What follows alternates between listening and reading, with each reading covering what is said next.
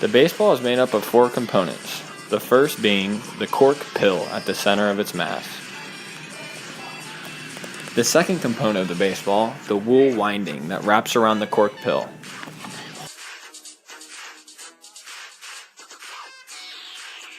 The third component of the baseball, the leather casing that wraps around the wool winding, creating the form.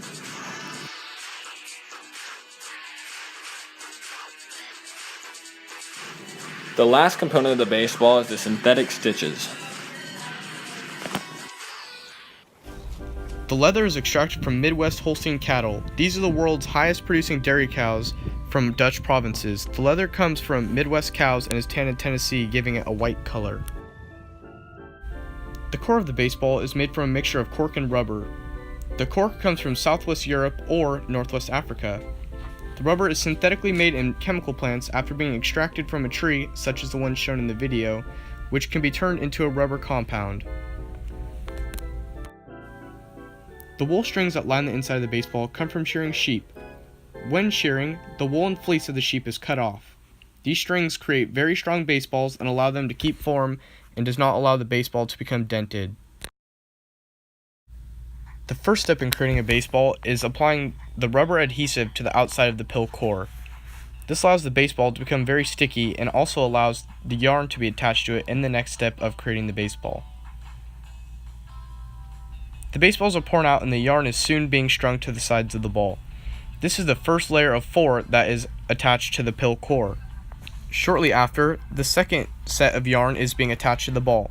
This is done by computerized winding machines that maintain a constant level of very high tension to eliminate soft spots and create a uniform space.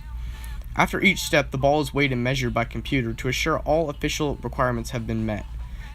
The first 3 layers of yarn total about 215 yards when fully unwound.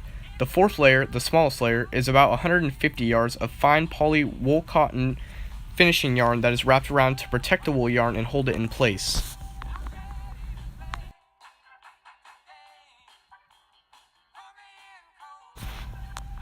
It is now time for the leather to be attached to the ball. The cowhide covering is cut into 2 figure-8 patterns. Each pattern covers half of the wound ball. Before they are stitched to the wound ball, the cowhide coverings are dampened to increase their pliability.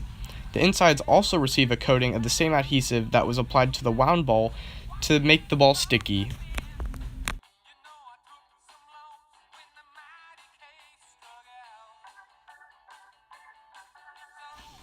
The 2 figure-8 coverings are stapled to the wound ball, and then they are hand sewn together using 88 inches of waxed red thread.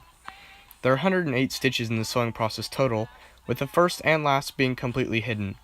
An average of 13 to 14 minutes is required to hand sew a baseball. After the covers have been stitched together, the ball is inspected. The ball is then placed in a rolling machine for 15 seconds to level any raised stitches. The balls are then measured, weighed, and graded for appearance. Acceptable baseballs are stamped with the manufacturer's trademark and league designation and are soon used in any MLB game that you will catch on TV. I was wondering why the baseball kept getting bigger. Then it hit me.